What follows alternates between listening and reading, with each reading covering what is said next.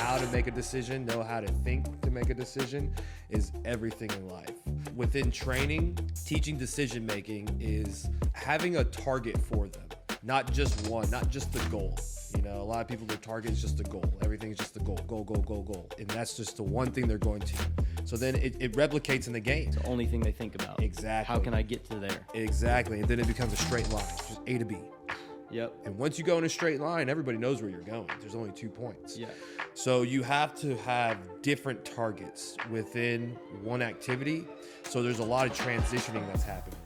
Because if you have a lot of transitioning that's happening, you can start to see the kids who pay attention to what's the first purpose, what's the second purpose, what's the third purpose. There is an outcome, there is an end result that we are trying to achieve, which is winning the game. But there are processes and systems that we have to go through to reach that end goal.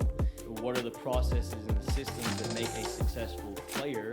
If you add those things together, identity plus the processes equal the outcome. But a lot of times people forget about the process and try to go straight to the outcome. Exactly. And so there's a big gap that we're missing in the development of players on an individual level, to where whenever they get into a team setting, they can't make that connection.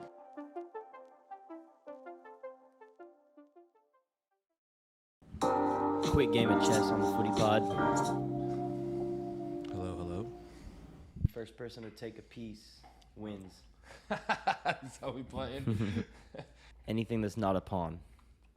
Anything that's not a pawn? Yeah. All right. Playing it safe over here. It's a tactical battle. Man, I moved the wrong pawns. Time to attack. All right. All right, so we're just playing whoever wins the first piece? Yep. All right, I just won.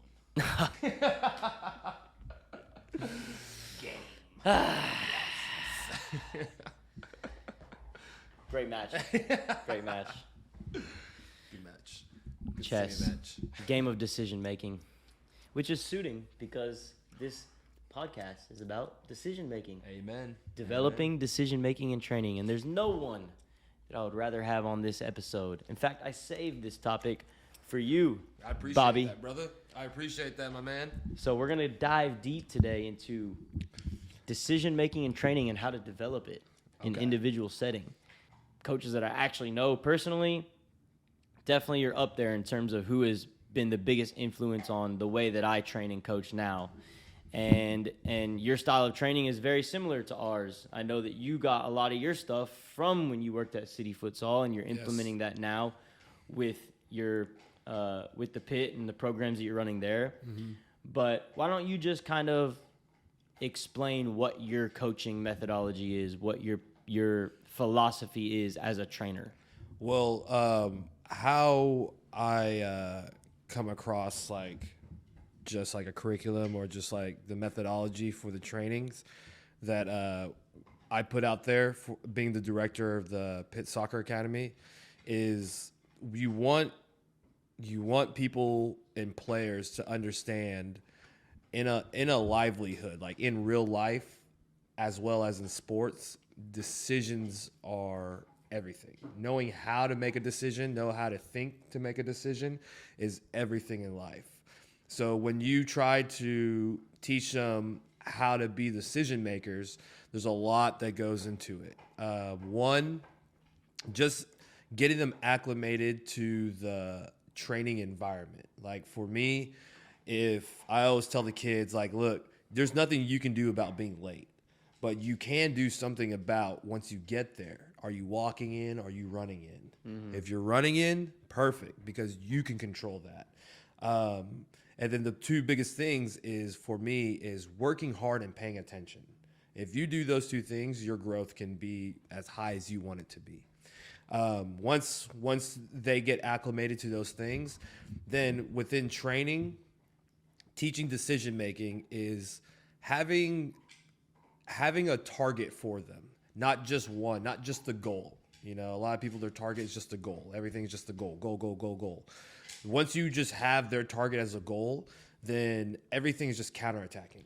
A lot of people just have that target, and that's just the one thing they're going to. So then it replicates in the game. Like once you get the ball in the game, once you're playing, It's the only thing they think about. exactly. How can I get to there? Exactly. And then it becomes a straight line, just A to B. Yep. And once you go in a straight line, everybody knows where you're going. There's only 2 points. Yeah. So you have to have different targets within one activity. So there's a lot of transitioning that's happening.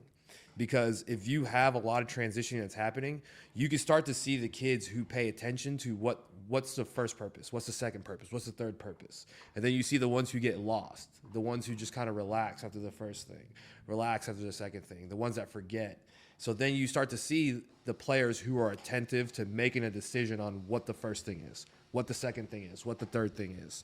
And then the ones who just, they accomplish one thing and then it's kind of done, you know?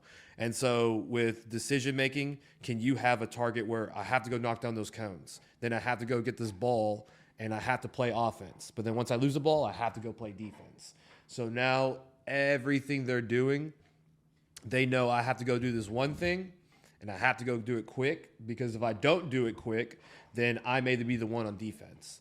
And then if I'm the one on defense, perfect. Then I need to figure out the way what options do they have on the ball and how can I deny those options. Once that's done, my next thing is I go to offense. Where am I collecting the ball? Where's my defender? How can I attack my defender? You know, and those are just little things that even if we're, say like this month within my training program, we're doing transitioning. Everything's transitioning. But I give the kids little key points to when you're transitioning to offense, what are you looking for in your 1v1?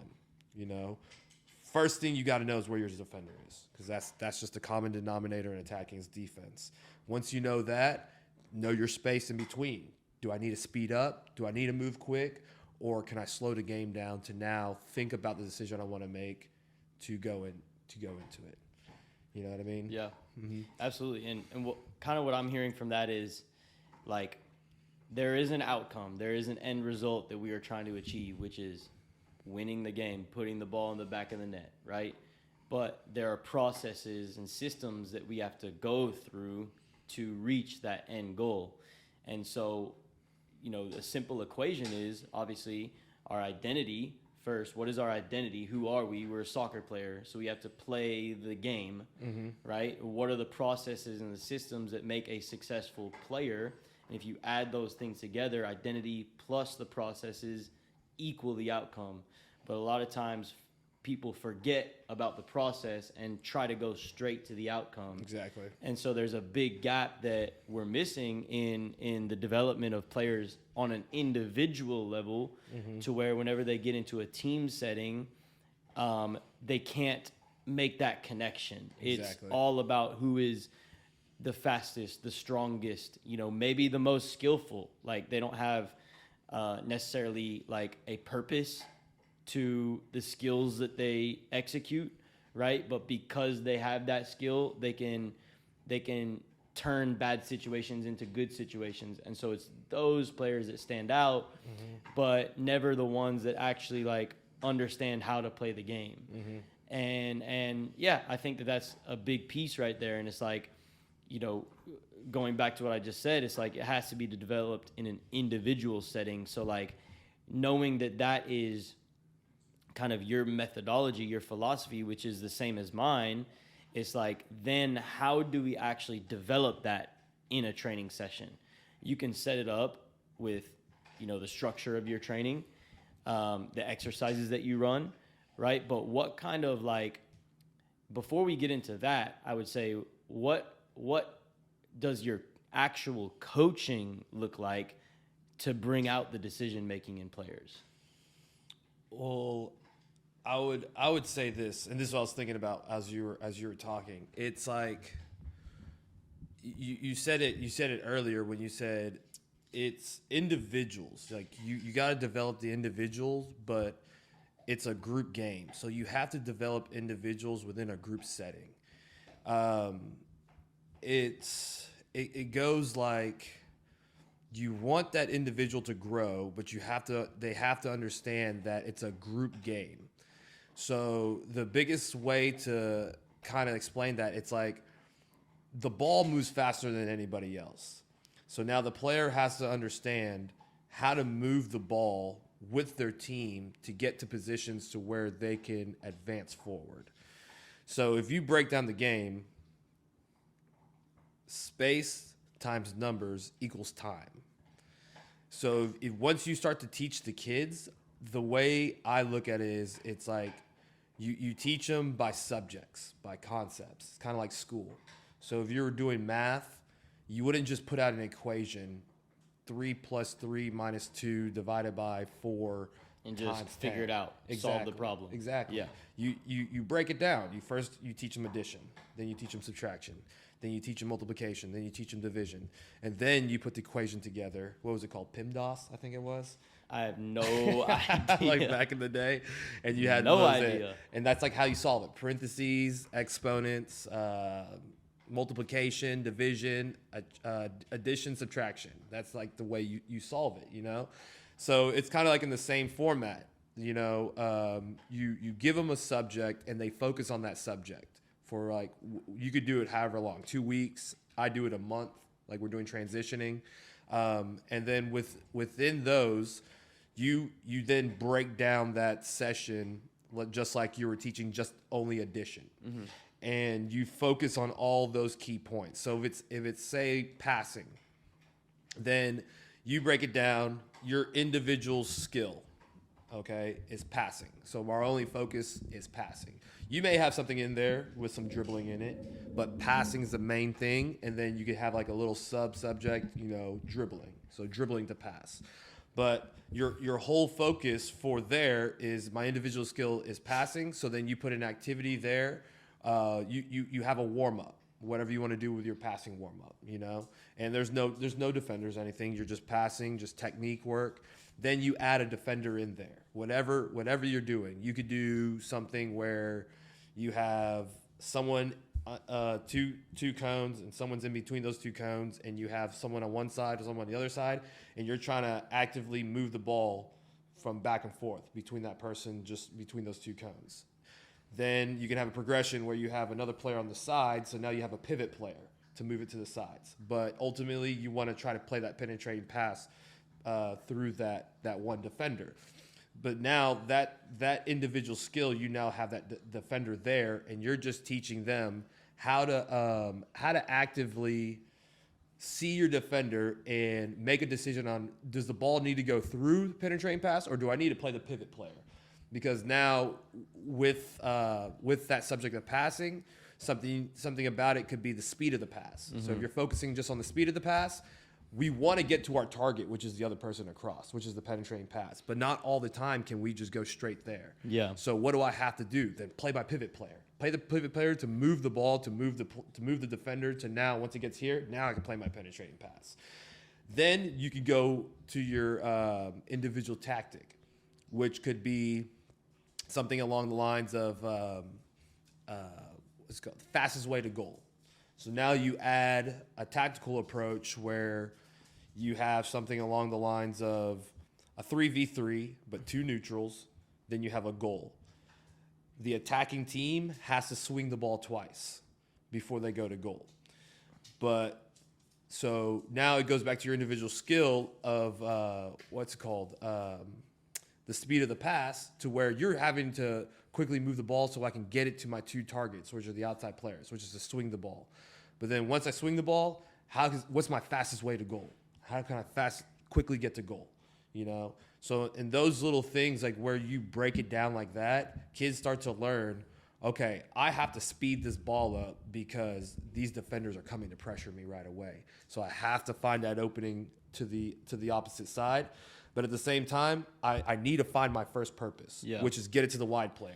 What's my second purpose? Get it to the other wide player. But if I can't do that, it just goes back to the first activity. If I can't play that penetrating pass, what's my next option? Yeah. Find the next pivot person. Let other people make decisions so you can get it there and get it there. Then once you do that, what's the fastest way to goal? And once you start to understand what's the fastest way to goal, you start to understand numbers. Where are your numbers at? If my number's over here, then that's my fastest way to goal. Go through those numbers so I can get to goal.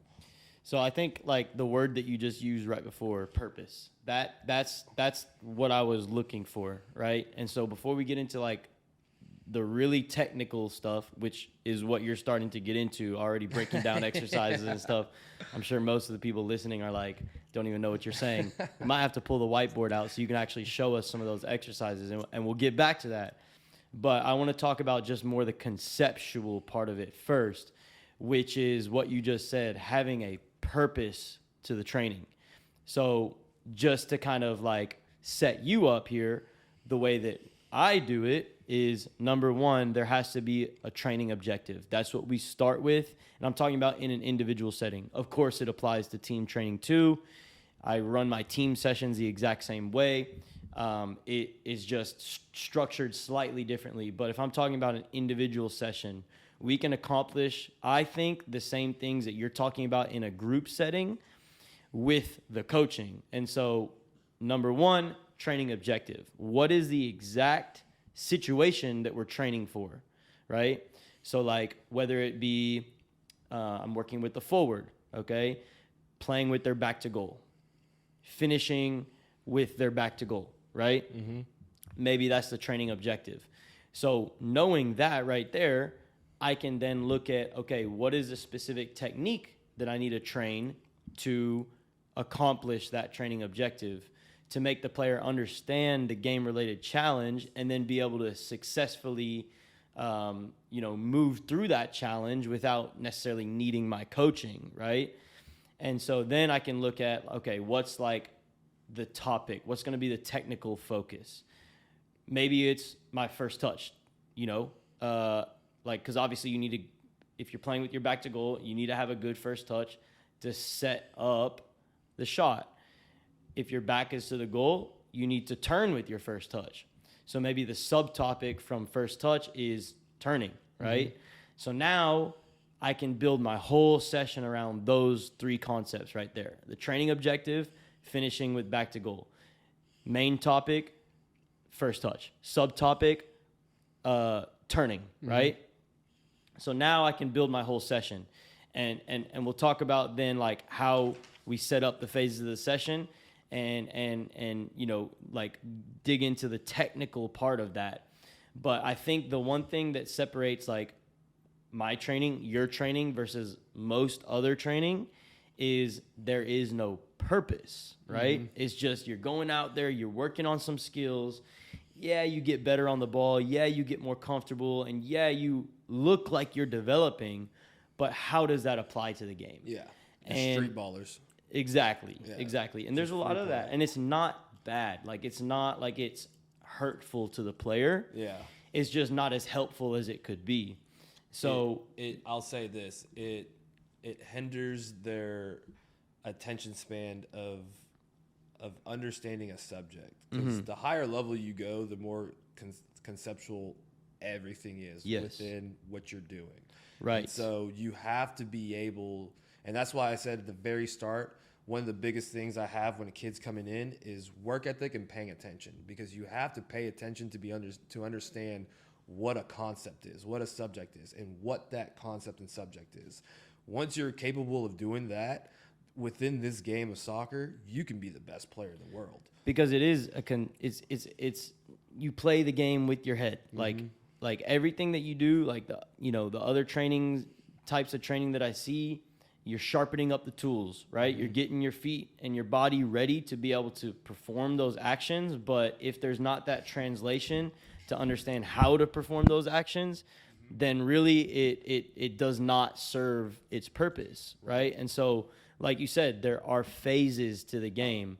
And so by breaking it down, like really narrowing down your focus to one objective in the training session and then one focus for the technical aspect of it, you're starting to get them to understand what moment, what situation you are actually training for. And then you just hammer that. You get repetition with that specific scenario, so that whenever they go out into a team setting, they face that situation, they know how to respond to it. And so kind of what I was getting at before is like, how do you coach it? Well, the way that I coach it is everything that I see them do, every movement that I see them make, even in the activation portion of the session, even if it's without the ball, even if it's not even set up like the end of our session will be like kind of, if it's a one-on-one, it'll be like a positional exercise to where I'm working through movements that they'll actually make within the position, the role that they play. Obviously, that's going to be for more advanced players. For younger players, they all play every position anyways. But you're still putting them in situations. And so my coaching is always every coaching point that I offer is going to always explain why. Mm-hmm. Why are we doing what we're doing? What situation are we seeing right here? How does the movement you just made, how is it successful to this situation? How can it hinder you in this situation? Like explaining the process, painting the picture for them. And like literally, like that's where my brain is at throughout an entire session is how can I relate it back to the game for them? How can I relate it back to the game? How can they actually understand how what we are doing helps them in real life? Mm-hmm. And that's what you said at the very beginning. It's life. Yeah. Like decision making is life. And so I think that everything that we have to do has to then have that, application mm-hmm. to not only the real game, but oftentimes to real life as well, because it translates. Yeah. So what are your thoughts on that? I mean, for me,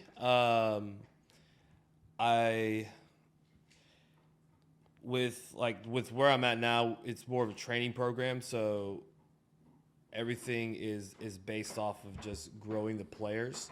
Of course, when you have a team, it's kind of different because then you have your team tactics as well.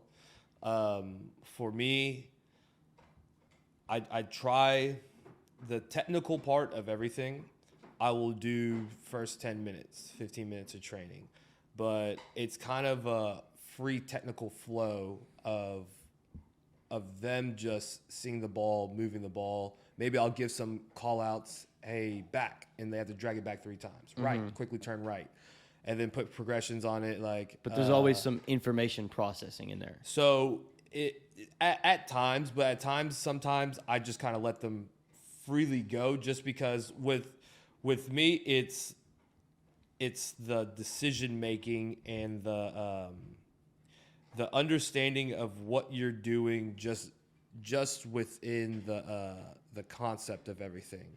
So the technical part, there'll be times where it's like I'm microing on the technical part, but then there's times where I just kind of let it go because I want them to more understand of thinking of what you're doing within an activity. Does that make sense? Mm-hmm. So yeah. It's like when they I don't go into like the micro of, hey, this move is what you have to do with this situation. You know what I mean? I kind of take it to where there's more than one way to do something, but I will give them a hint. Like one of the things I see the most, I was even watching a girl play on the U.S. under-20 team that we used to coach back in the day, Jaden Shaw. Mm-hmm. And I'm watching their team play Japan. And as I'm watching them play Japan, I just noticed Japan's a better offensive team just because they face forward. And I start noticing like a lot of kids who play and are playing, they don't really face forward. And little things like that just makes you a better attacker. Because if you face forward, you can see forward. If I face forward, it makes the defender stop. If the defender doesn't stop, then I can quickly move right or left. You know what I mean? But if I tell them you have to do the specific move in this area, then that's all they're ever going to do. Yeah. I want them to understand, like, you see your defender, you make a decision on what your defender's doing so that now they know I can make this move, I can make this move, I can move the ball there, I can feint here, turn and face forward. You know what I mean? So then, like, anything they see, they're able to determine it themselves because their brain is different from my brain. So for me, it's just like I'm giving you guidance to understand what is your defender doing there. Just what is your defender doing? Like you said earlier, teach the why. What is your defender doing? So then what can you do? If you don't see your defender, you can't make a decision. Right. If I don't look for, like, one of the biggest things I tell the kids is look for your option before you get the ball. If you don't look for your option before you get the ball, then you're always taking 3 touches on the ball. Yeah. No matter what. And Yeah. good defenders will kick the crap out of you Yep. every single time. So it's like, look for your defender, look for your option. And then based off of that, what can you do? If you have numbers up, is it smart for you to dribble? No. Move it. Move the ball. Yeah. If you have even numbers, is it smart for you to try to push forward? I mean, if there's not space, then don't do it. Move the ball. If you have a 1 versus 1 and it's like 30 yards to your right, 30 yards to your left, and your defender's going tight, what can you do? Create your space to face forward. Go at that player. Yeah. You know what I mean? So for me, it's you set up activities, and you set up sessions to where it gives them guidance on them making decisions. I don't want to tell them, hey, you have to feint here, you have to do this. No. What is your defender doing? Do you have space? Yes or no? Are they close? Yes or no? So then what can you do if they have space away from you? Should I be going slow in a 1v1? No, speed up. Put more pressure on that person. If they're coming close quickly, do you need to speed up? No. Just if they keep running in, wait, quickly move. Yeah. Or just quickly move, you know? So it's just little things like where I try not to tell them, you have to do this, you have to do this, you have to do this. I just tell them, these are your topics. Like you said earlier, these are your subtopics. These are your 3 key points. Now, what situation are you in, and how does that help you? Yeah, and that's all processing information, Yes. right? And so it's like that. So to go back to like the topic of this episode is how to develop decision making in training, right? And that's it. There has to be an element of information processing in everything that you do. So, Amen.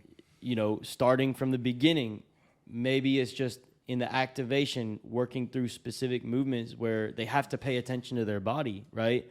And they have to do it correctly. And that is processing information. Maybe as they start touching the ball, like you said, sometimes maybe there will be an element of like, you know, of responding to commands and things like that. But maybe it's just, they're just touching the ball and it's specific to the technique that you're going to work on. So they're maximizing the repetition that they're going to get at the beginning of this, at the beginning of the session with the technique that you're focusing on. But maybe also they're, you know, responding to colors, numbers, like, you know, different commands, and that's processing information. So if we take it back to like the training objective that I set up earlier, okay, first touch, turning, the objective would be as a forward, finishing with the back to goal. So maybe you start a session like you want them turning on their first touch and facing the goal. So maybe they're receiving with their back to goal and they have a red and blue cone behind them, and you're calling colors, and they got to take a specific turn to get out towards that color to finish, right? So maybe that's the way that you start it. Now their brain is starting to like become acclimated to like the decisions that they have to make.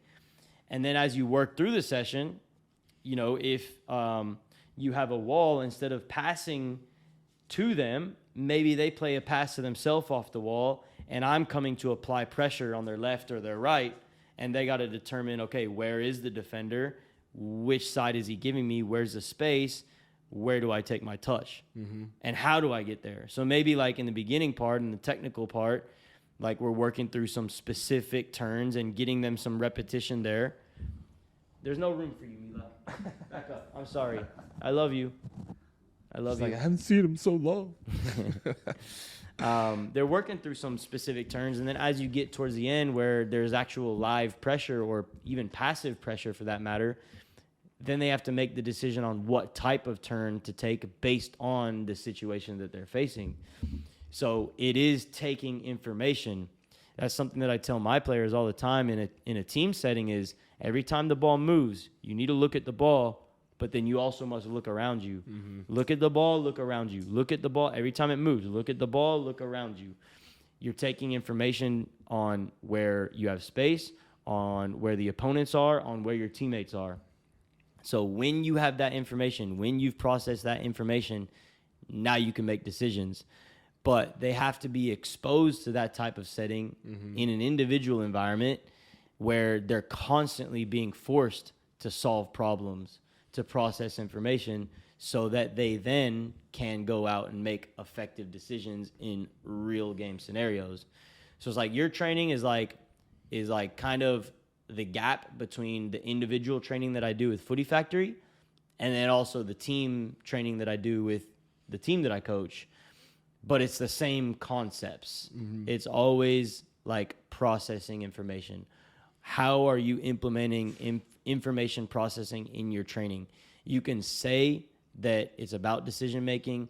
You can talk about it and wanting to develop intelligent players individually, but how are you actually doing it? And that's what I was trying to get out of you is like, what does your coaching look like? How are you actually putting them in those situations? Has nothing to do with the drill, has nothing to do with the exercises. You can run the exact same exercises as somebody else. You can actually give them your exercises and have them run it. Yeah. But that doesn't mean they're going to get the same thing out of the player. Yeah. I mean, I think the biggest thing for me is what's your transitions within an activity. Like, I try to have 2 to 3, and then what's your progressions, and then your key points. Those are very, very important to me. Yeah. Yeah, because once you can have those, then they can grow through. Because like the transitioning is for awareness. That's like for your attentive awareness. Yeah. And then for the progressions, it's for your thinking. It's to help them think more and challenge them more for thinking. So and then the key points is to help them remember what they're doing within their subject. You know what I mean? So those 3 things are probably the most important things to me when I'm setting up a session and when I'm actively going through a session with them. I try to see who's remembering their 3 key points so that they stay engaged within the subject. I try to see who's getting to their purpose the quickest, who's getting to their transitions the quickest, because that shows their attentiveness. And then I try to see when I add a progression into the activity, like who's still thinking about the first thing they're doing, and then now the second progression, who's focusing on the second progression as well. Yeah. Because then you start to see the kids who get it right away, and then they start to do their own thing. And then that's the beauty of it right there, is when they start to do their own thing, because then they're comfortable within the organized environment. So now they're free to be themselves. And that's literally Lionel Messi. Him, Luka Modric, Bernardo Silva, like players like those, they're so impactful, but people think they just play free and they're street ballers or whatnot. But no, they're so organized within the concept, and they understand to the T what it is, that they have the freedom to think outside themselves. Yeah. I try to tell kids that all the time. Like, look, the ones who sometimes don't pay attention when it's about their turn to go. Like one of the biggest things I always harp on kids nowadays in my training sessions is dead balls. I always talk about dead balls. And whenever we have to, I try not to do lines, but whenever we have to do lines, I always tell kids, I'm like, look, this is a dead ball situation right now. Yeah. Because you're not involved. Exactly. Yeah. Free kick, corner kick, goal kick, kickoff. I tell them all those situations, I guarantee you, when you go to your game or you're watching a game, watch the people when the ball goes out. Watch the people when the free kick is set up, the goal kick set up. Who's the one paying attention? Because everybody thinks that's it's time to relax. You just kind of relax. And then once the whistle goes or the ball goes in, that's when I got to start to think. Yeah, but it's now, too late. Yeah, now you're frantic and you're trying to take in so much information in a short period of time. You know, and I tell them all the time, you take the information in once that dead ball's happening, you're in control of the next situation. And that right there can make you, even if you're the worst team in the league, can make you up to the second best, or not second best, but the middle of the table. If you're middle of the table, that can take you to the top. Because no matter how good a team is to you, there's always dead ball situations. If you're in control of the next situation from that dead ball, you just changed the morale of the game. You just fractured their morale. You just fractured their tempo. So now they have to rebuild that. So if you play good teams, dead balls, dead balls, dead balls, dead balls. Harp on it. Whether it's your dead ball offensively or their dead ball and you're on defense. Just because it will fracture the other team's tempo. And so now they have to regain it, and then they get frustrated. Now you're building into the game. You know what I mean? And with kids in training, I try to tell them that all the time. If their attention kind of veers from it, and they're in the line and we're about to do something, or they just finished and they're going back to set back up. If someone's killing it, I leave them alone. But if someone's kind of struggling to, oh man, I got to do this. Oh man, this is the next thing I got to do. I tell them, like, look, what are you doing in your dead ball situation? It's like, you're not paying attention, right? I was like, did you see what they did before you? I was like, did you see what that person who's attacking you every time is doing on their attack?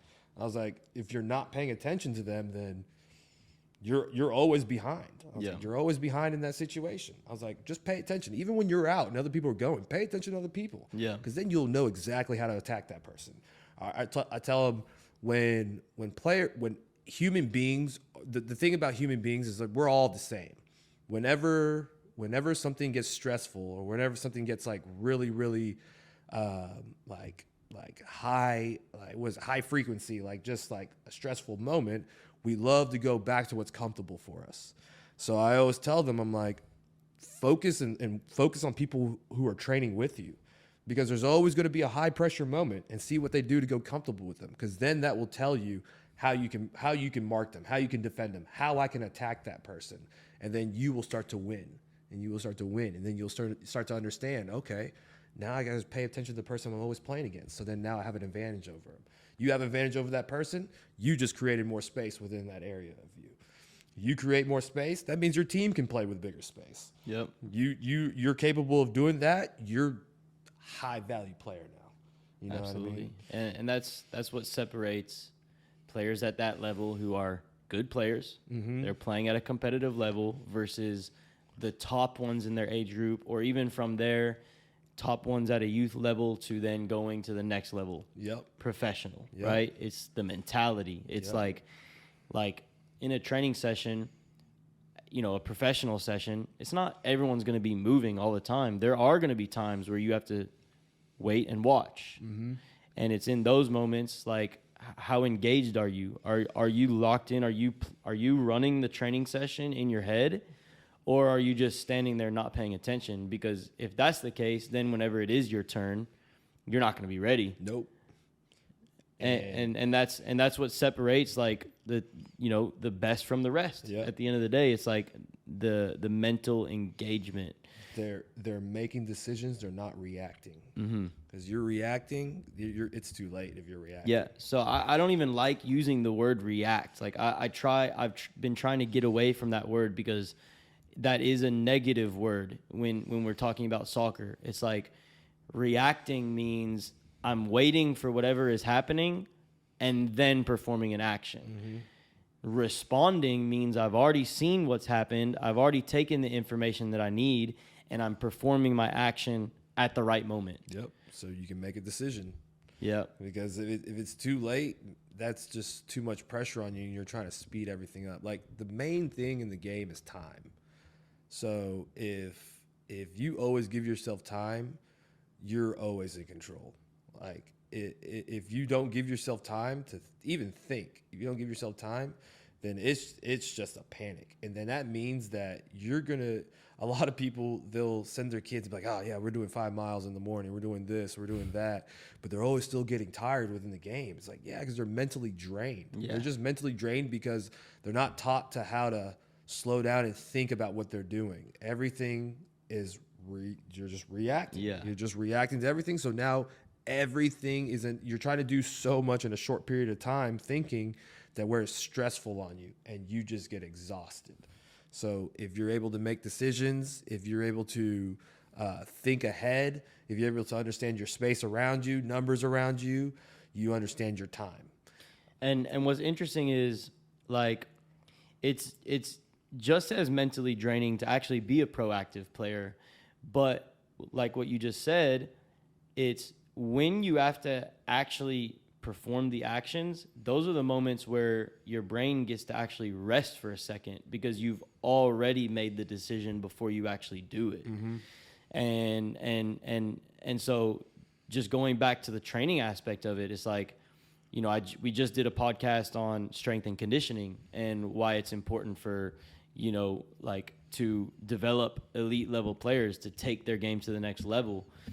Like the mental training is just as important, exposing them to those environments because you're building that mental muscle. Mm-hmm. And so now like they're still having to make just as many decisions, but they're doing it ahead of time. So they're actually giving themselves a chance to rest briefly whenever they need to, whenever, like for example, the ball goes out of play. Okay. They scan, they see everything. They understand how to match up. Now the ball is coming back into play. Before it actually gets put back into play, you have a brief couple of seconds to just like reset because you've already set yourself up. Yep. You get there, then you rest. Exactly. And that was a term that it was in. We learned that in college. Yeah. Set up then rest. Set up then rest. Yeah. And Bobby was a big communicator as a player too. I used that as a weapon. Yeah. I used that as a weapon. That was his biggest strength for sure. He was fit. He could run for miles. Wasn't fast. He developed a little bit more of the technical side later, but it was just his communication always like gave him an advantage. You get other people to work for you, man. Then everything else just becomes easier. And so I just used my voice to just help other people out, which helped me out, because then it just helped me cover more space by communicating. Yeah. If that makes sense. Because then I can tell other people, hey, move here or move here, because I know where the ball's going to go already. So then like just me communicating, it just helped me. Now I don't have to run with this guy because this guy can't take off because I've told this midfielder to slide to your right so they can't play that long ball. Right. So it just saved me from trying to defend people who are much bigger than me or much faster than me, or just playing against people who were smarter than me. I can just have other people help me out, and communicating goes a long way, It does. Mm-hmm. It does. I mean, that's obviously one of the reasons why I was drawn to you initially as a teammate, is because I knew that I could learn from you. You were a year older than me. Mm-hmm. Actually, I think you were 2 years older. I think it was 3. No, it was 2. You came in 09, right? Right. Yeah, it's 2 then. Yeah, right. It was 2. But it's like I knew that I could take from you, and we had a good friendship off of the field too. But it's like on the field is why I was drawn to you initially. Even though maybe you didn't play that much, like I still knew that I could learn from you, because maybe some of the other players that did play a lot didn't offer that same kind of value. And then later on as a coach, like working with you, you're just a sponge. You try to soak up everything that you can, and I'm the same way. And I think that's why we've like built such a strong relationship over the years. It's because you and I are very similar. We're passionate about what we do. We're convicted in our values, and we want to do it the right way. And that's I think something that we're starting to see more of from coaches, trainers, but needs to happen a lot more. And so these conversations need to be heard. How do you actually do it? I think for both of us, it comes naturally. Like I see the moments that I need to coach exactly in the moment, and like 90% of the time I say the thing that needs to be said in that moment too, to get the response that I need. And for you, it's the same way.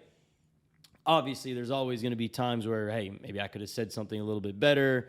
Like I could have used a better word, or I could have communicated a little bit better. For me, I try to ask a lot of questions too. Yeah. Like asking questions is a big thing. Yeah. And with the team that I coach, it's like, they're getting older. They're all like sophomores, juniors in high school. I ask a lot of questions in training, and sometimes I look around, they're all just like looking at me like stone-faced. I'm like, guys, I just asked you a question. Like, answer the question. You know what I mean? Because even if you don't know the answer, like I know that you're trying to solve the problem. I know that you're trying to process that information. If you do know the answer and you don't say it, how do I know that you're retaining the information? Yeah. So if I ask a question, communicate back to me. That open dialogue is what helps develop the understanding. And then on the other side of it too, if you're a player and you have a question and you don't ask it, that's your fault. Like, you cannot be afraid to ask questions either. Yep. I love that you said that, because that is, there's 2 kids that I train, and one of them now, he's becoming like top player. And when he first came to me, him and his dad came to me, like, he was always saying, you know, he's just so reserved, you know, he's so reserved. And I told him, I was like, you know, with human traits, you know, that's a positive thing that he's reserved, because he's so observant then. Like, he observes everything. And the other kid as well, who's a top player, he's the same way, very reserved. But the second player is just so impactful, like so impactful as a player. But he's just, his personality, he's so reserved. But I tell his dad, I was like, he's so observant though. He can observe everything around him, and he's so good at just understanding how to make decisions just by observing everything around him. His thing is just, he's at times timid to make a decision. He doesn't want to make the mistake, so he waits for the game. But towards the end of the game, he destroys it. And so, like you were saying about how you ask questions to the players, that also is something perfect to do, just because it makes players have to hear their own voice. And when you hear your own voice, you feel more comfortable wherever you're at. Yep. In a huge crowd, small crowd, you hear your own voice, you start to feel more confident in yourself within that environment. Because sometimes setting an environment for people to grow in, you have to be tough. And sometimes you have to be the bad guy. And so people, especially kids, they feel timid in that area, because they don't understand, like, why is this person so hard every single day? Why are they so loud every single day? But when they start to hear their own voice within that environment, they feel comfortable, because they fit know here too. Exactly. Yeah. They know they can hear themselves. They know that they can talk, ask a question, say something, so that now this person's going to respond. You know, they feel some type of control as well. You know what I mean? Yep. So with those kids, I always tell their parents, I'm like, before training, me and them are just going to have a 10-minute conversation, me and the kid. And I'm not going to say anything. Get him to open up. Exactly. He's going to tell me all about his day. He has to go in depth with it. And they just have to tell me stuff that they like, stuff that they don't like. It's whatever they want to talk about. But I don't interject. I don't talk about anything else. I just sit there and listen. I like that. And they feel more comfortable. The first kid, he's really grown as a person. He laughs a lot. He talks with more people, even if he doesn't know them. He talks more at at his own practices. Even in games, I can hear him on the field, and he's not the loudest person. But he's just starting to feel more comfortable of just not only himself, but as a player too. And that's one thing, like when you brought up about asking questions, I love to always ask questions. Anytime I bring it to kids, I always ask them the question just to see if they're answering, because I want them to answer. And I tell them the same thing. Like, if I'm putting together an activity and you don't understand what's going on, you need to raise your hand and ask the question. I was like, I don't care if you feel uncomfortable about it.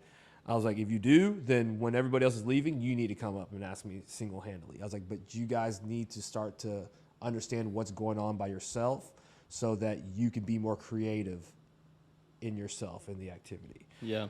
And so that was the perfect thing that you brought up, though, asking Absolutely. questions, just because Absolutely. it's so important, because nowadays, you know, we live in a time of less privacy but more information. Like, everybody has information. You can get information from anywhere. So nowadays, everybody can be their own teacher. So people, kids, it's not like back in the day where it's just like, you have to do this. Like, me as a coach, I told you to do this, you have to do this. They have to feel more comfortable in their own thinking, their own brain, their own thinking, and at the same time, their own speech as well. So you got to give players nowadays that type of control. Yeah. So through there, you know, like you said, information and questions, so they can answer it. And then they can start to ask their own questions. And then once they start to ask their own questions, Well, beauty, and the man. thing that I love about that, man, it's like, I have one player on my team who's just like super intelligent. And all of my players are very smart, because we play a smart game. But like, there's one player in particular who, like, is just, I mean, when I had this conversation with my team the other day. I asked them, who's the most intelligent player on the team? They all said the same person. Who is it? I just want to see if you say. That's for another time. I'm not going to call anybody out on this show, all right? Even if it's for a good thing, okay? We'll keep the privacy intact. But the point is, like, I asked that question. They all knew who it was, right? And then I asked, who's the one that asks the most questions? Mm-hmm. Same player. Same player. He asked so many questions, man. So many questions. Coach, he's like playing a game. He's playing the game, and he's asking questions while he's playing. Coach, if he goes there, do I match up? Does he match up? Like, what do I do here? If he goes inside, do I go wide? Like, how many, like, if it's, an activity, how many touches do we get? Can neutral score? Like, he's always asking questions even while he's playing. Sometimes. Do I know him? Maybe. He's not one of your futsal boys, though. Okay. Yeah. Okay.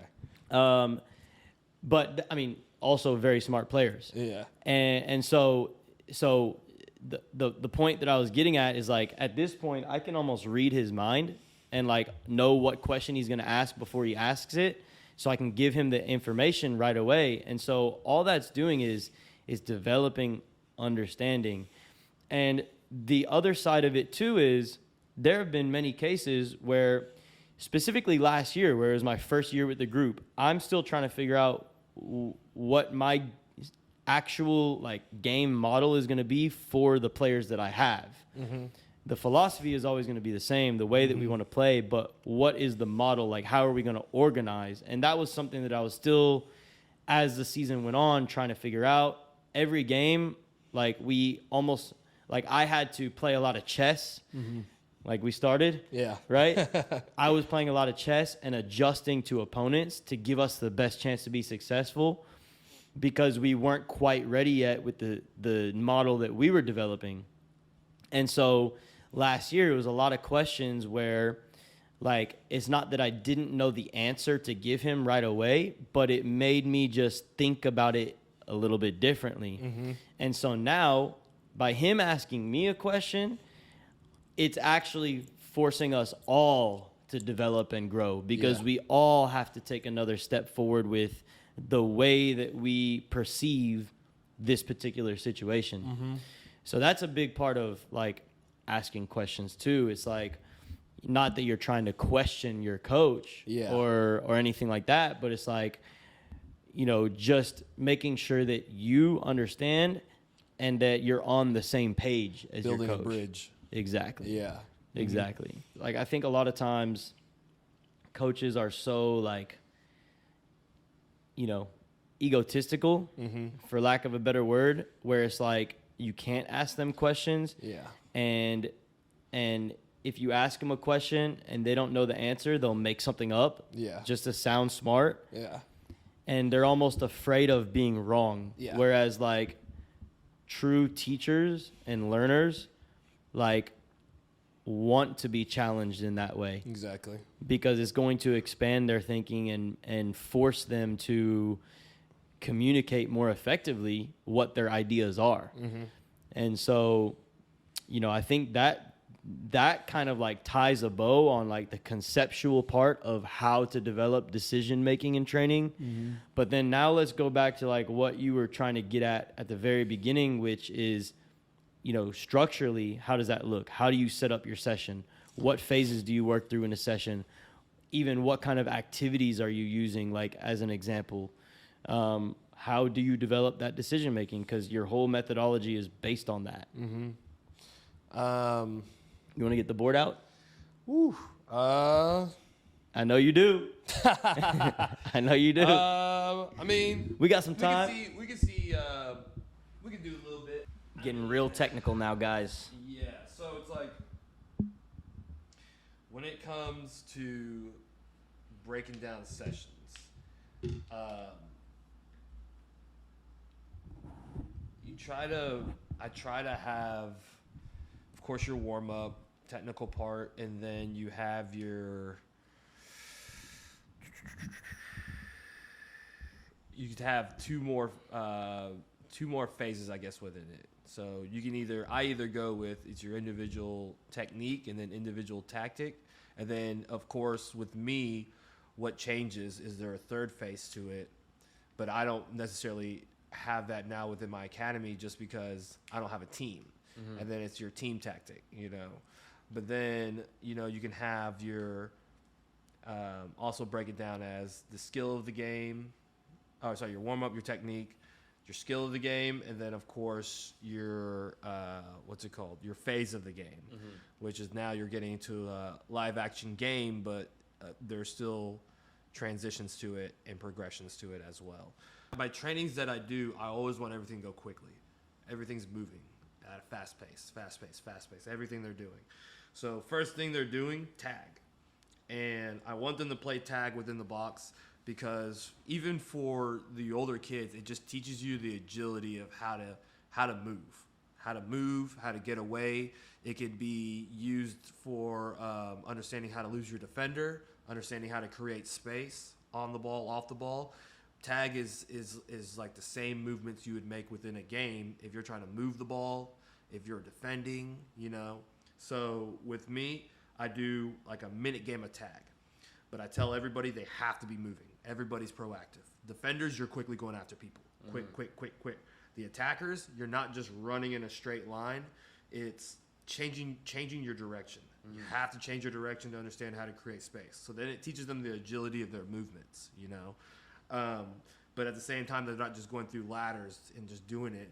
They're having fun doing it, so they're making decisions by themselves how to do it. Yeah. You know what I mean? It's not me telling them, hey, you have to move like this. You decide how you want to change your direction, but make sure you see your defender and you see where you're running before you just change your direction. So already right there, you're developing the mechanics and the coordination mm-hmm. that you're going to use when they start touching the ball, but it's just training their body to understand those movements. Exactly. But you're already putting it in a game-like setting from the beginning. Mm-hmm. Exactly. And they have to move at a quick pace.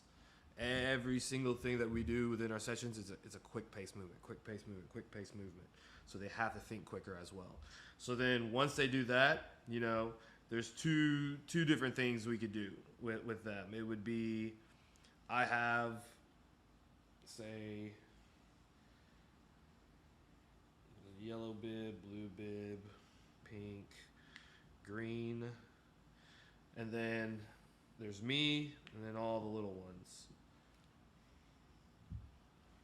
And I'm the ball master. So usually with the little ones, I say I'm like, they're the minions, and I'm the despicable me. And I'm moving, and as I'm moving, they have to dribble. And the main thing within this activity, it's not just how they can just follow me, it's how well they keep the ball close. They have to keep the ball close. Harp that all the time. Keep the ball close, keep the ball close, keep the ball close. If you hit it too far, step on top of the ball. If I stop, step on top of the ball.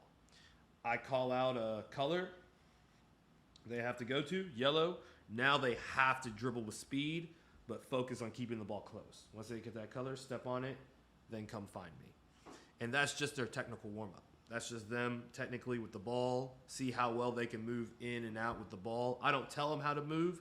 They freely move the way they want to move with the ball. I don't care how they dribble the ball.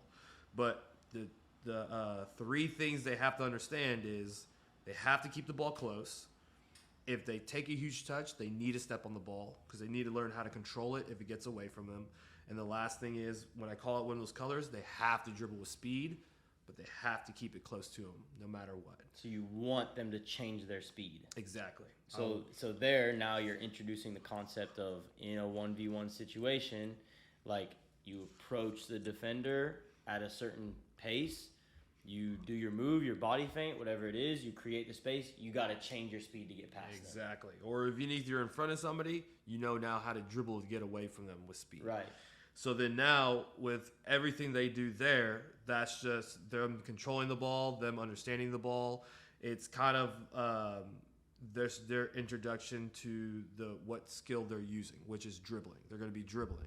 So everything they're doing, no defender. Just a technical work, just them understanding the ball. Then now, we could go back to the box, and it's just like tag. So now we play a game just like tag, but now they have a ball. So now if I circle it, that means they have a ball in their hand. So before you get into this one, though, okay, because I know where you're going with this, all right, but even before in that technical warm-up that you just introduced, there's still pressure, right? Mm-hmm. Even though there's no actual defender, there's still pressure because there's players around them. There are decisions that they have to make. There's information that they have to process. So that is pressure. That is simulating the game. And now it's activating their mind and their bodies for the next phase, which you're about to introduce. Exactly. Because even with that first activity, which you were talking about, they still have to understand their space around them. Mm-hmm. And I always tell them, I'm like, you got to act like other people are cars. I was like, when your parents tell you and I stole this from another coach that I used to work with. He uses this all the time, and I love the analogy. He said, when you're crossing the street, your parents always tell you to look for what? And they always say cars. So I'm like, so you got to act like other people are cars. Before you dribble, you have to look to see if I'm about to run into somebody. Yeah. So now when they're wanting to quickly get to me, are you forcing everything and running into people and knocking your ball off? Yeah. Or are you actively looking for somebody and then you'll step on the ball? Because then you'll start to see the kids control it and then they'll start to move. And they'll to control it and then they'll start to move themselves. And then they'll start to find their own space, which is perfect because then they're starting to think about space, you know? So then now, once you get into this game, now it's just like tag. Circle it. People have ball in their hands. Everybody else has a ball at their feet. And I let them know you have to stay within the box. You're responsible for your ball. Just like the activity before, you need to understand how to keep your ball close. If you do hit it too far, get to it quickly. Don't let it go out of bounds. Step on your ball. But now what we've added, not only do you look for other people, but I need to look for my defenders before I dribble. Mm-hmm. And then the last thing I add is changing your direction because that's how you create space. If say I receive the ball and I'm facing the line, there's a defender on me, but I want to face him, then I'm looking to change my direction quickly so that I can face him. I'm looking to change my direction. If I can't find a pass, I'm stuck, I need to change my direction so I create space off that defender so I can find a pass, so I can find my dribble, so I can find my shot. Because if I'm not dribbling to goal, then my only reason to be dribbling should be to be creating space. I shouldn't be dribbling just to dribble. And that's what some people who dribble a lot don't understand. Mm-hmm. If you're not dribbling towards goal, which is your main purpose of the game. Got to be a purpose. Exactly. There's that word. You got to create your space. Then you should be dribbling to create space to find your next opportunity to go to goal. Whether it's a pass, whether it's your dribble again, whether it's a shot. You need to be dribbling to create space or going to goal. So now, with these players with the ball in their hand, they're looking to try to tag their ball. They can toss it. They can keep it in their hand and try to tag them. But these players, they're looking to get away. Keep it close, get away. Keep it close, get away. Keep it close, get away. And they're looking to do the same things. If they're getting close to you, dribble with speed. If they're constantly following you, stop going in one line. Change your direction. And it goes back to tag. Same exact thing. Mm-hmm. Change your direction to create your space. So now they're trying to do it with the ball. And I always let them know, hey, bottom of your foot's the easiest way to change your direction. Yeah. Easiest way to change your direction. You can go any direction with the same touch. Exactly. Yeah. So then once they start to get it, I add a progression onto it. And the progression onto it is, it's nothing new. They're still doing the same, but I want to see if they can try something new with it. So now it's every time you pass your defender, face forward. Face your defender. You pass them, face them. Before you dribble, step on the ball, face your defender. So that they always start to get in the habit of facing their player, and feel comfortable facing their player. So then now, if they don't do it, then I add it to the defenders. Hey, if you put your ball in their back for more than 4 seconds, then they have to become the tagger. So now that's a good layer. Yeah, it makes them have to not only face them, but now I have to change my direction and create space to face them. Because if you turn and face them from that position, they're going to tag your ball. Exactly. Yeah. So I need to learn now how to create my space to now turn and face them. And it's not just turn with the ball and face them, because a lot of people will turn and face them, but then their ball's still rolling towards the defender. Right. Step on your ball because it'll stop. Then you can face them. Yeah. So then after they play that for a while, they're done. And then we get into an activity where now this is the real decision making of the activity with all those fine points. Dribbling with speed, keeping the ball close, changing your direction to create space, facing your defender. Which one? I think I'm missing one. Nah, that's pretty much it, I think. But then now, the main purpose of it, your decision making. I have to look at my defender and make a decision on which is the best goal to go to. So I can put a goal over here and a goal over here. Then I have defenders. So now if I have a group that's particularly pretty bright, I'll let them know, the defenders, your main focus is your dribbling with speed and keeping it close. You know, if I don't, then I don't stress that on them. But now I want them to focus here on the defensive part, dribbling with speed, getting to the box, so that once they're in their attacking phase, their dribbling with speed is much better and keeping the ball close. So now once they get here, boom, dribble with speed, get here, play your pass to the attacker. Once you play your pass, defender, quickly go pressure the ball. So that now they have pressure on right away. Then now the attacker gets to make a decision. Go to this goal or go to that goal. The only rule for the attacker, they have to make it outside the box to shoot. That's the only rule. So now you have to actually create the separation from the defender. Exactly. So now you start to see what kids do. They pass it. Some of them will just go right away. Just go. Just try to take off. Defender chases them. And then they just try to quickly go score. The other kids, some other kids, they'll step on the ball, but then they'll just wait for the defender to get all the way here.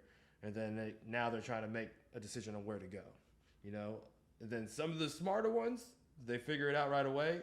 Step on the ball, look at my defender. Now I can go. If he goes, change your direction. And you go the other way. So now you start to actively see who's paying attention to the defender. Not just paying attention to the ball when it gets a goal, but who's paying attention to the defender, who's the common denominator in attacking. Right. Because now you start to see, oh man, this person's going. They see the defender's taking off that goal, so they change their direction and go. And then they look, they see the defender's catching up to them, they change their direction and go the other way. So then now they're looking for the defender. And once you see them change the direction, you give them another hint. Hey, dribble with speed. So now they know what to do when they dribble with speed, because of right here, they're dribbling with speed and keeping it close. So now they got that same action. Once they get out, they shoot. Yeah. Then now, as you go on, you go to a new progression with it, and you make it tougher for them. So now you turn your goals around. Now, once you turn your goals around, you ask them, hey, is it going to be easier to get the goal or harder? And they say harder. So now you try to actively get them to start to think more rather than just work hard. At this point, everybody's working hard. Everybody's trying to change their direction and do everything to work hard. So now I harp on it more of reading your defender. So now once you go, there's two key points I give to this last progression. Once they go, they play their pass. The defender's there. I read my defender. I go. That person goes. They keep changing the direction. And you start to notice they're changing direction. They're constantly doing it now because it's tougher to get the goal. Right. And it gives the defender time. So now I tell them, step on your ball and face your player. Whenever I can step and face somebody, a defender, you put a defender like on a line once you do that. And so now there's only three things a defender can do. Stay, drop, or attack you. If he stays, perfect. I did my job. Now it gives me time to read. I can quickly go or fake, and then I can go. It's that moment of pause. Exactly. Because I want the defender to pause. That's my main thing, is I want him to pause. But then now, if he quickly goes at you, then you go quick. But then now, what I tell him, whatever you decide, you see your defender, your next touch now needs to be to the goal. A lot of people just take it straight down the line. Gives them space to get in between you. You go to the goal, you cut off that defender, now they have to go around the goal around you. Yeah. It's just like to a live goal. If I dribble to the goal all the time, I'll cut that defender off. If I dribble down the line, now the defender's capable of cutting me off. And now I have less space, a more narrow space. I dribble to the goal and cut you off. Even if somebody else comes or you recover, I still have more space to dribble back to the outside. You know what I mean? So now with them facing the defender, you start to see the kids make a decision. And if they just hold the ball too long, all I say is make a quick decision. Make a quick decision. And then you start to see them. They'll fake, and then they'll go. Start to dribble for the goal. They'll step, then quickly go, and then you'll start to see them just become in their own and be creative. Some kids will flick the ball. Some kids will try to do a step over and go. But now they're starting to understand how to attack better. So now you get into a live game.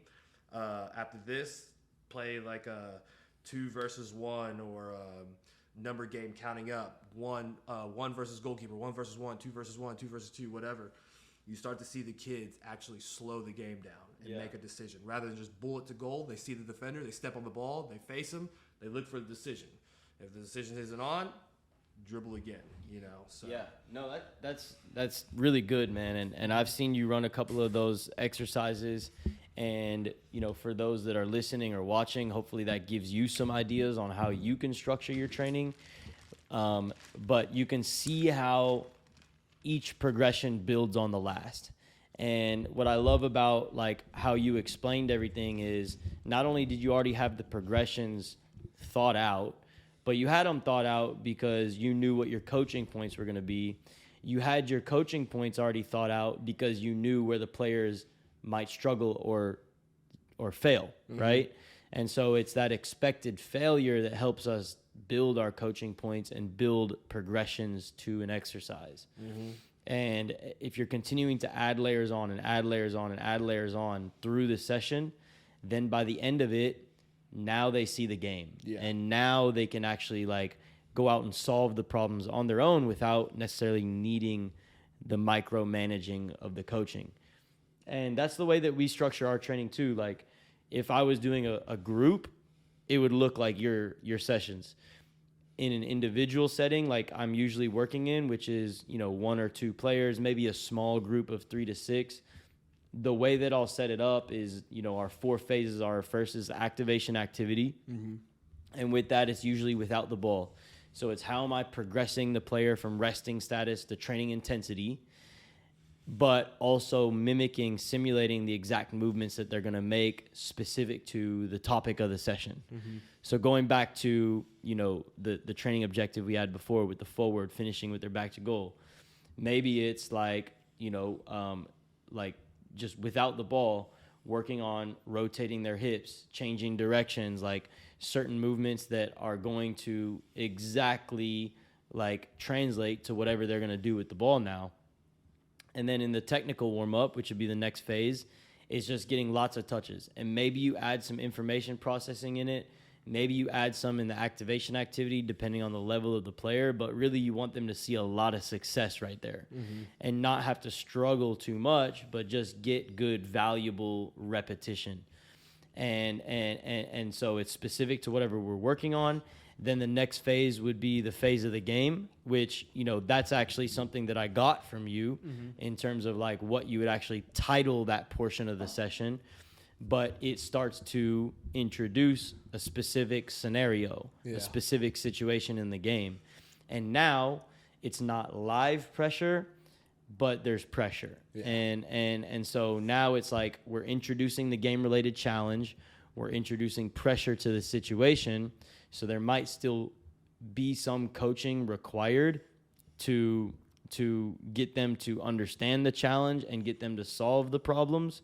But then once you get to that last phase, restricted game, maybe if for us, if it's a private session, it's going to be like a positional play type of activity.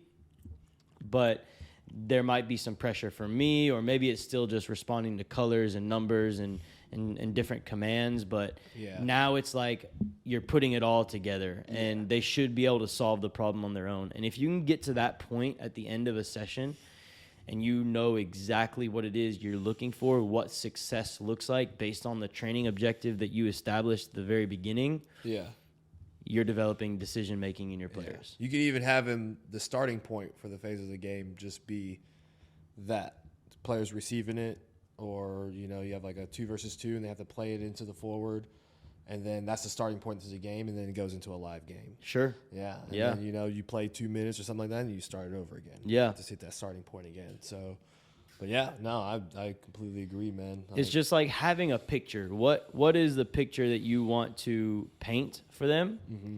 And what does success look like? And then reverse engineering that and breaking it down into its parts. Mm-hmm. So from the beginning, you're starting with the foundation of like, just the mechanics of the body movements. And then it's with the ball, the technical side of it. And then it's actually like putting it into live action. Mm-hmm. I think that like that's such an important way to train players. Yeah. If we want to start to close the gap on an international level. Yes. Because right now you see like players in our national team, and it's starting to change a little bit. That's but that's a whole it's a whole podcast, other podcast. I'm not going to get too deep into this, 'cause but we'll be here even for like the another hour. U20 World Cup, like you talked about. Yeah. I didn't watch the game, so I can't really speak on it too well. But like I know there's some like Jaden Shaw, like great player, right? And I know she understands how to play the game. Mm-hmm. But do the rest of the team do they know how to make decisions? Mm-hmm. Like maybe they're fast and strong, and maybe some of them are very technical, but are they making the right decisions? After watching them play, it just, to me, and it's not a negative thing, because I think the coach did some great changes the last game. I just felt like they hadn't been together too long. Yeah. I felt like the Netherlands team they played and the Japan team they played had been together longer than those girls have. Mm-hmm. Because some of the changes she made for the last game and where she put players and like how they kind of started off, I felt like they did a lot better than any other game. And they looked more fluid as a team than any other game. But it was just kind of too late. You know, they hadn't had that chemistry or cohesion together, so it was just kind of like, they were trying and they were busting their butts, but it just looked like the other team had a better concept. Because it's so much more than just trying hard. Yeah. And like and having the physical tools, having the technical tools. Like the game is so much deeper than that. Like you have to understand it on a cognitive level to be successful at that level. And if we really want to make an impact on this next generation of players, I mean, like the technical ability of some younger players these days are unreal. Unreal. Like they were not doing that 10 years ago, crazy, 20 years ago when we were that age. It is Man, crazy. 20 years ago. Wow, that's crazy to know, think man. about. It really was 20 years ago that we were like at the youth level. It's crazy. But it's like that's not enough. That's Yeah. not enough. And so like technical trainers, even team coaches that are able to incorporate technical training into their sessions, how are you developing decision making? Yeah. That's on you to figure out. This is episode 34. My guy right here, Bobby Njoroge. Appreciate it, brother. The best. Always a player. Yep. Always the a pleasure. best. And this was your second time on the show, actually. You're the first returning guest. Really? How does that feel? Feels pretty good. What was I on the first time? Early on. Oh, it was Early like on. years. Yep. Okay. Yeah. We recorded on my iPad. Terrible audio quality. I remember that. We were getting some interruptions from a janitor in the background, and we had to my move to your apartment lobby? apartment, Yeah. and we ended up recording in a closet. We both sat in a closet just looking at each other. I remember that, man. I Good remember times, that, good yeah. times, good times. And then your dog wouldn't shut up. Yeah, she's a loud one.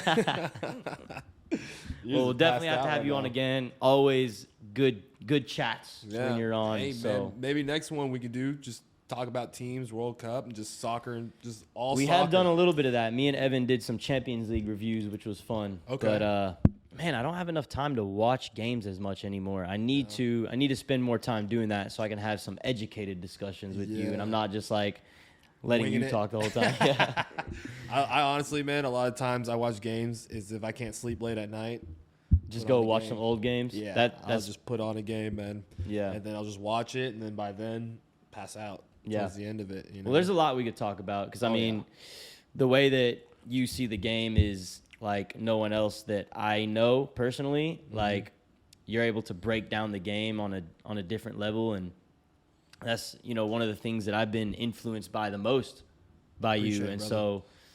so, like I said at the beginning, like one of my best friends, one of the best yeah. people that I know, and so it's like we're gonna keep this relationship going forever, and Damn gonna keep right. learning off of each other and keep inspiring each other to be the best that we can be, whether we're working together or not. But I do imagine that someday we will actually work together, because we've never actually done that. It is, man. We've always done the same thing, but just on two different paths. Yeah. And I think the way you've grown Footy Factory and like decisions you've made to move it forward has been fantastic, especially in the last, year and a half, 2 years, man. I'm Adapting so happy after for COVID you. and whatnot, yeah. I think you do well building your brand. I think you do well marketing your brand. Like, you're an awesome marketer, man. You do really, really well. Like, there's a lot of people that have marketing teams that you're miles better than, man. Appreciate that, man. You do so well with what you do, and just keep going, man. You never know, man. One day we might be working together again. One day. Speak it Maybe into coaching existence. together. Yeah, Yep. maybe coaching together. You never know. For sure, So, man. Well, but again, I this love was it, brother. episode 34, how to develop decision-making in your training. If you liked it, please share and subscribe and do all those things. Do it Just do it. right now. Just do it. Go. Deuces.